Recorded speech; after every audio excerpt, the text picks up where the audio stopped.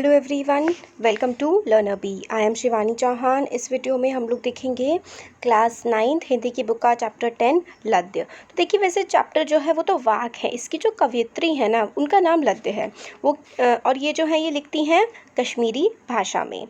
तो कश्मीरी भाषा में लिखती हैं और वहीं की ये कवयित्री हैं, कश्मीर वाले रीजन की।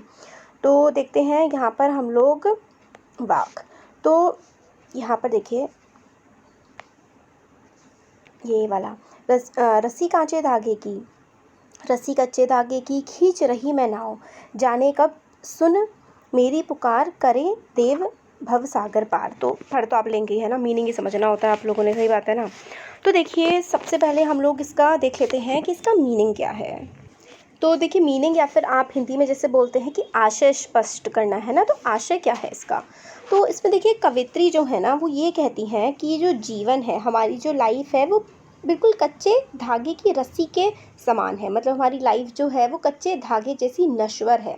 नश्वर है का क्या मतलब होता है कि कच्चे धागे जैसी है और कभी भी ये ख़त्म हो सकती है। इसके सहारे मैं प्रभु भक्ति की नाव को खे रही हूँ। मतलब जीवन जो मैं जी रही हूँ इसी के सहारे जो प्रभु भक्ति मैं करे जा रही हूँ। ना जाने कब मेरे देव मेरी पुकार सुनेंगे और मुझे इस संसार सागर से पार ले जाएंगे। और ये कहते हैं कि मैं इस जीवन रूपी है एक तरह से तालाब या फिर आप समुद्र कह सकते हैं, इसमें मैं अपनी नाव चला रही हूँ, है ना। और भगवान पता नहीं कब मेरी सुनेंगे और मुझे यहाँ से लेकर के अपने पास ले जाएंगे। कच्चे धागे से बनी इस रस्सी से पानी की बूंद एक एक करके रोज टपक रही है। ठीक है, तो ये जो हमारी जीवन है ये कच्चे धागे की रस्सी है। ठीक है, इसमें से जो जीवन की बूंद है ना वो लगातार टपक रही है। इसका मतलब ये है कि समय धीरे धीरे हमारी ज़िंदगी का समाप्त हो रहा है। मतलब एक तरह से हम लोग हर नए दिन अपनी मौत की तरफ ही तो आगे बढ़ रहे हैं। शरीर की जो आयु है वो धीरे धीरे कम होती जाती है, हमारी एज हर दिन के साथ कम होती जाती है और हमारी जो डेथ है, मृत्यु है, वो हमारे पास आती जाती है। प्रभु मिलन के सारे प्रयास व्यर्थ प्रतीत हो रहे हैं। तो इनको लगता है कवित्री को कि भगवान से मिलने के मैं जितने भी प्रयास कर रही हूँ, जितने भी एफर्ट्स लगा रही हूँ, वो कोई मतलब मेरे को फ्रूट्स नहीं दे रहे हैं, वो मतलब पूरे नहीं हो पा रहे हैं। मेरा जो हृदय है रह रह कर तड़प उठता है। मतलब रह रह कर तड़प उठता है, मतलब जैसे कि जैसे इनको परेशानी सी हो जाती है एकदम से कि क्यों मैं भगवान से नहीं मिल पा रही हूँ। मेरी व्याकुलता बढ़ती जा रही है कि मैं कब प्रभु से मिलूँगी। अब मैं अपने घर पर अर्थात परम धाम मतलब जहाँ पर परमात्मा ईश्वर निवास करते हैं वहाँ को जाना चाहती हूँ। तो मतलब इसमें ना यही कहा गया है कि जीवन जो है वो कच्चे धागे के समान है और हम लोग किसी तरीके से उसमें आगे बढ़ते जा रहे हैं। जैसे जैसे हमारा एक एक दिन ख़त्म होता जा रहा है, हमारी एज बढ़ती जा रही है और हम लोग डेथ की तरफ आगे बढ़ते जा रहे हैं। तो फिर ये कहती हैं कि पता नहीं कब मैं ईश्वर से मिल पाऊँगी, अपने भगवान के दर्शन कर पाऊँगी। तो इसमें जो कुछ वर्ड मीनिंग देख लेते हैं। रस्सी वगैरह तो रोप होता है, कच्चा मतलब तो आपको पता ही होगा, है ना। तो यहाँ पर भवसागर जो इस्तेमाल किया हुआ है, भवसागर का जो मतलब है वो संसार रूपी समुंदर। मतलब ये जो है समुद्र है, जो ओशन है, वो पूरा एक तरह से जो हमारा अर्थ है ना वो उसको कवित्री ने ओशन में से कंपेयर किया हुआ है और इसमें अपनी ज़िंदगी की नाव आगे खींच रही हैं। और कच्चे, ये जो है यहाँ पे कच्चे सकोरे होता है स्वाभाविक रूप से जो कमज़ोर होता है, वीक होता है। व्यर्थ होता है बेकार चले जाना। प्रयास होते हैं एफर्ट्स करना। ठीक है, और यहाँ पे जो हुक है ना, हुक होता है तड़प या फिर वेदना या फिर थोड़ा जैसे परेशान होना। बाकी सबके तो मतलब आप लोगों को पता ही होंगे, ईजी है बाकी सब तो।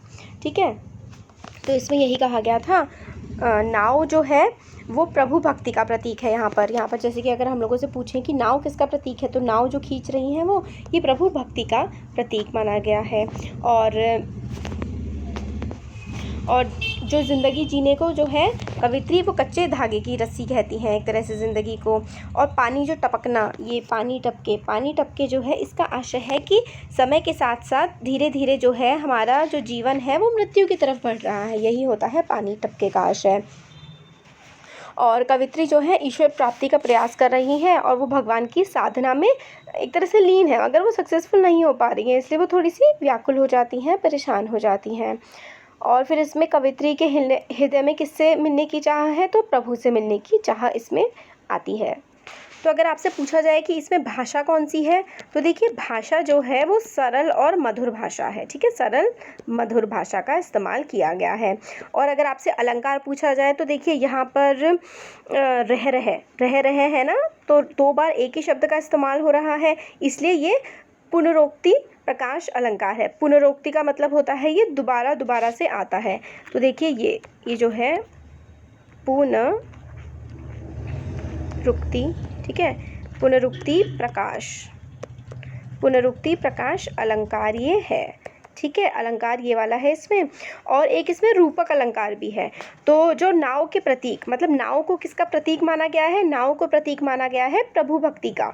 तो जब हम प्रतीक के तौर पर बात करते हैं तो कौन सा अलंकार आता है? हमारा रूपक अलंकार आता है, क्योंकि प्रभु एक तरह से जो नाव है वो किसको माना गया है? प्रभु भक्ति को माना गया है। तो अब आगे देखते हैं जो ये वाला है। ठीक है, इसमें इसका मीनिंग देख लेते हैं सबसे पहले तो, है ना। इसका आशय ये है कि कवित्री कहती हैं कि हे मनुष्य, मतलब इंसान को कहती हैं, तू संसारिक भोगों में स्वयं को भुला मत। मतलब जो संसार की इतनी जो खाना पीना आराम करना, ये सब जो संसारिक भोग होते हैं ना, इनमें ना तुम खुद को भुला मत दो। भोगों से कुछ प्राप्त नहीं होगा, ये खाने पीने से और ये एंजॉय जो फालतू की चीज़ों से आप करते रहते हैं, इनसे कुछ भी नहीं होगा। और ना ही भोग के ठीक विपरीत त्याग और तपस्या का जीवन बिताने में लगा रहने से कुछ होगा। मतलब ये भी नहीं है कि आप लोग सिर्फ क्या करें। तो कवित्री इसमें ये कह रही है कि आप लोग सिर्फ भोग विलास में ही ना लिप्त हो जाएं, मतलब सिर्फ अच्छी अच्छी चीज़ों के पीछे ही भागते ना रह जाएं। और या फिर वो ऐसा भी कह रही हैं कि सिर्फ भोग विलास के अलावा अगर आप लोग ये सोचें कि आप सब कुछ छोड़ छाड़ दें और सब हर चीज़ का त्याग कर दें, तो ये भी चीज़ जो है वो सही तरीका नहीं है। मतलब बिल्कुल तपस्या करने बैठ जाना, जंगलों में पहुंच जाना, इस तरीके की बातें कहती हैं कि ये भी बिल्कुल ठीक तरीका नहीं है जीवन बिताने का। त्याग तप से मन में अहंकार आ जाता है। तो ये कहती हैं कि अगर हम बहुत ज़्यादा त्याग कर देते हैं, कि सब कुछ छोड़ देते हैं, तो हमारे मन में अहंकार आ जाता है। ठीक है, फिर उसके बाद तो तू भोग और त्याग के बीच का मध्य मार्ग अपना ले। तो इंसान से कहती हैं कवित्री कि ना ही कि तुम बहुत ज़्यादा खा लिया, बहुत ज़्यादा ऐशो आराम में रह लिए, ऐसा भी मत करो। और ये भी नहीं है कि सब कुछ छोड़ छाड़ के जंगल चले गए, ऐसा भी नहीं करना है। इनका बीच का जो रास्ता होता है ना, वो हम लोगों को अपनाना है। इंद्रियां यानी कि हमारा मन हो गया, हमारे एक तरह से अपने मन पे हमें कंट्रोल करना है। ठीक है, और सुख दुख और भोग त्याग के बीच समान भाव से रहना सीखना है। और इसी सम मनोदशा मतलब हर समय इक्वल रहने की जो हमारी मनोदशा होती है, हमारी मेंटालिटी होती है, इसी से तुझे प्रभु भक्ति के बंद द्वार खोलने में सहायता मिलेगी और प्रभु से तेरा मिलन होगा। ये कहती है कि हम लोगों को क्या करना है, ना ही बहुत ज़्यादा एक्सट्रीम नहीं चले जाना है कि भाई हर समय पैसे के बारे में सोचना, भोग विलास की चीज़ों के बारे में कि भाई ये वाला फ़ोन मिल जाए, ये वाला लैपटॉप मिल जाए, ये वाला गेम स्टेशन है ना, प्ले स्टेशन होता है आप लोगों का, वो मिल जाए, ऐसा भी नहीं सोचना है। ठीक है, और ये भी नहीं सोचना है कि भाई साधु बन गए, जंगलों में चले गए, तपस्या करने लगे, नहीं, ऐसा भी नहीं सोचना है। इन दोनों के जो बीच का मार्ग होता है ना, वो हम लोगों को अपनाने की कोशिश करनी है। उससे क्या होगा, इससे हमें प्रभु भक्ति का मार्ग क्या होगा, मिल जाएगा, ईश्वर की कृपा हम पर बरस जाएगी। इस तरीके से ये बात कहती है।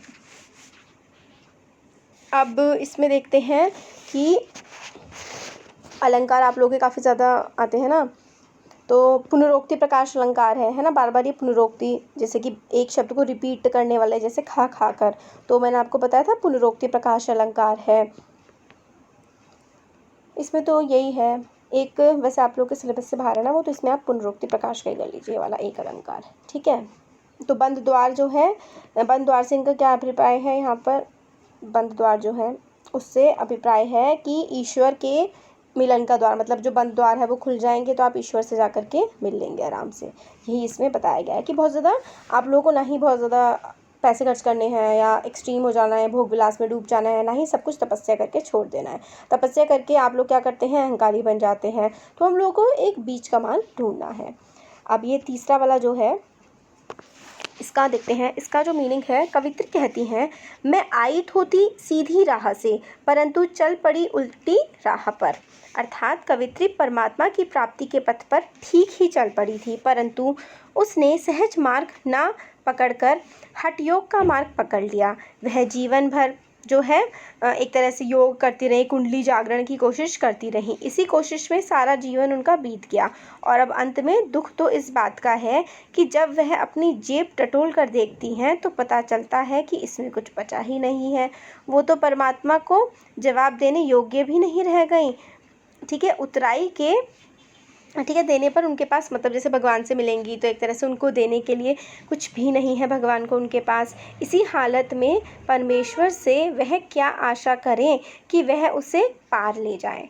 ठीक है, तो वो ये कहती है कि मैंने जीवन जो है इसी तरीके से व्यर्थ कर दिया और मतलब मैं भगवान की भक्ति के मार्ग पर ही निकली थी, पर मैं हठ योग के मार्ग पर चली गई कि मतलब बहुत ज़्यादा कड़ी तपस्या और इन सब के मार्ग पर चली गई। और अब जब मेरा जीवन व्यतीत हुआ जा रहा है, ख़त्म हुआ जा रहा है, तो मैं देखती हूँ कि मेरे पास तो कुछ भी नहीं बचा है, मेरी जेब तो मुझे खाली दिखाई पड़ती है।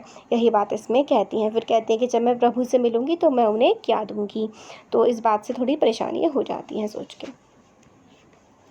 सुषुम्न सेतु, इसका मतलब है यह नाड़ी, मतलब एक्चुअली क्या है ना, ये हमारी ना कहते हैं ना कि बहुत सारी नाड़ियाँ होती हैं, हमारे बहुत सारी नर्व्स होती हैं।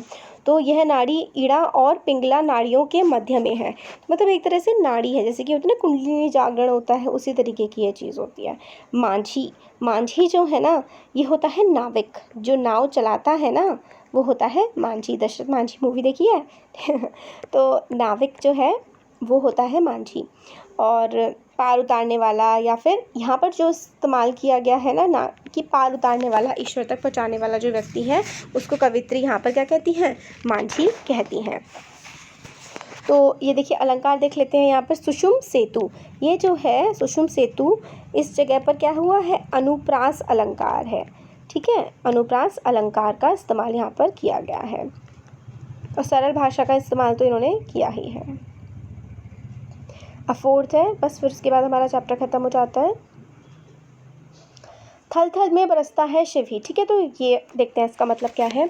इसमें कवित्री कहती हैं कि परमात्मा सर्वशक्तिमान है, मतलब जो भगवान है वो ऑल पावरफुल है, ऑल एलमाइटी है, सब सारी ताकतें, हर पावर उनके पास है। वह कल्याणकारी है और सर्वव्यापी है। कल्याणकारी मतलब सबका भला करने वाला है और हर तरफ वो प्रेजेंट है।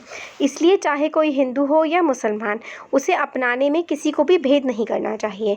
ठीक है, तो ईश्वर जो है वो हर जगह है। शिव का ईश्वर के लिए इस्तेमाल किया है कि शिव जो है, ईश्वर जो है वो हर जगह है, कि चाहे कोई हिंदू हो, मुसलमान हो, किसी भी धर्म का हो, उसे ईश्वर को अपनाने में भेद नहीं करना चाहिए। कवित्री ज्ञानी मनुष्य को संबोधित करते हुए कहती हैं, हे ज्ञानी, अगर तू सच्चा ज्ञानी है तो पहले स्वयं को जान, अपने आत्मस्वरूप को पहचान। आत्मा से परमात्मा को पहचाना जा सकता है। तो ये कहती हैं कि जो सच्चे ज्ञानी कहते हैं कि हम लोग को भगवान का ज्ञान है और धर्म के अनुसार बांटते हैं ना लोगों को, तो वो कहती हैं उनसे कि भाई तुम सबसे पहले अपने आप को तो जानो। अगर तुम खुद को जान लोगे तो तुम परमात्मा को भी जान जाओगे। यही इसमें कवित्री कहती हैं। तो ये देखिए यहाँ पे थल थल, वही पुनरोक्ति अलंकार आ गया एक। तो थल थल का मतलब, थल जो होता है ना इसका मतलब होता है धरती, और शिव जो है भगवान के लिए। साहिब जो है, साहिब जो शब्द है यहाँ पर ईश्वर के लिए ही इस्तेमाल किया गया है ये भी। तो इसमें हमारा एक्सप्लेनेशन था, ये हमने देख लिया। अलंकार वही हम लोगों ने पुनरोक्ति अलंकार देख लिया इसमें थल थल में, और सहज सरल भाषा का इसमें इस्तेमाल किया गया है। तो इसमें कवित्री ये कहते हैं कि ईश्वर को पहचानने के लिए सबसे पहले आपको अपने आप को पहचानने की ज़रूरत पड़ती है। अगर आप खुद को पहचान जाएंगे तो आप ईश्वर को पहचान जाएंगे। और अगर आप एक, उनसे कहती हैं बड़े ज्ञानी लोग जो हैं वो कहते हैं कि आप लोग ईश्वर में भेदभाव मत करिए, हिंदू मुस्लिम ऐसा कुछ नहीं होता है। ईश्वर सबके लिए एक ही होता है, सर्वव्यापी होता है, हर जगह होते हैं।